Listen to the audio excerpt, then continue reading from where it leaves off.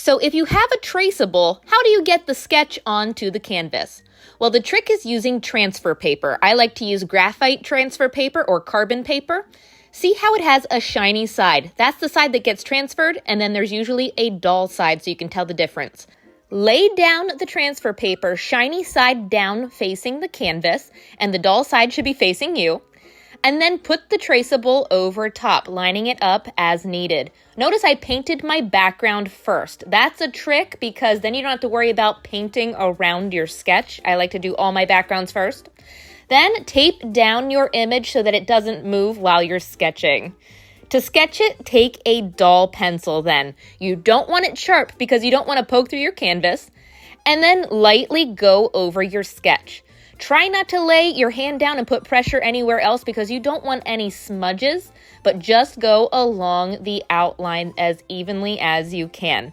I'm speeding it up a little bit, but take your time if you need to. And once you have the entire outline sketched, then you can lift it up. Now, notice I'm lifting up all but one side. You want to keep one side taped just in case you missed anything, but it doesn't look like I did. It transferred, so you can see it came off of the transfer paper. And if you look at it, it looks like I sketched it with pencil. How neat is that? So that's how you do a smaller, that's an 8 by 10. Now, what if you have a larger canvas? Like I usually do 16 by 20 and 11 by 14.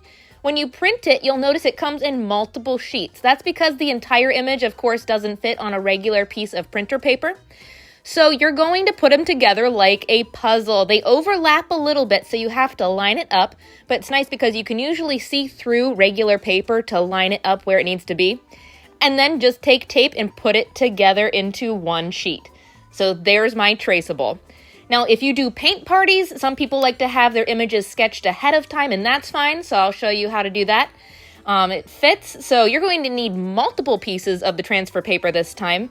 Just remember to lay them down shiny side down so it does transfer. Line them up so it covers the entire canvas, and then lay down your large image that you taped together.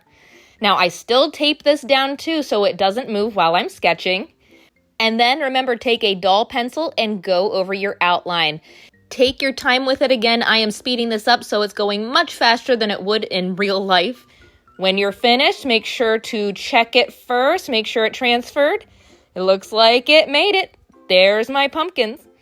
So that's how you do a large canvas. And if you're not sketching them for paint parties like I did with this smaller one, it is easier to paint your background first and then do the sketch so you don't have to worry about painting around it.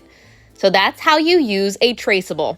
And these papers, by the way, you can reuse them over and over and over again. So I'm going to save these for next time. Now that you're ready to paint, here's the tutorial for this traceable. Have fun, everybody.